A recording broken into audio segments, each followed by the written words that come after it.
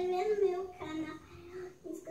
canal. E ativar o sininho pra vocês não perderem mais nenhum vídeo. Então, ó, dá pra ver que isso aqui é a obra que eu tenho que pintar, né, galerinha? Com isso tudo aqui, né, galerinha? Então, ó, aquela obra ali eu já acabei de pintar ela hoje.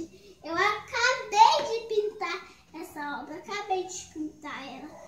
Agora eu tô nesse outro isopor. Pra você fazer uma obra, isso chega das encomendas que o meu pai comprou. Eu aproveito lá e pinto sem ele ser jogado lá no lixo, né, galerinha? Então agora eu vou pintar com esse azul, tipo aqui sendo uma piscininha. Aí vai parecer a cor do Brasil, já foi amarelo e verde, agora vai ser azul, né, galerinha?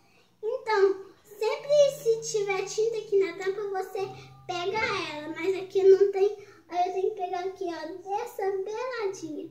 Você não pode pegar lá no fundo não, né, gente?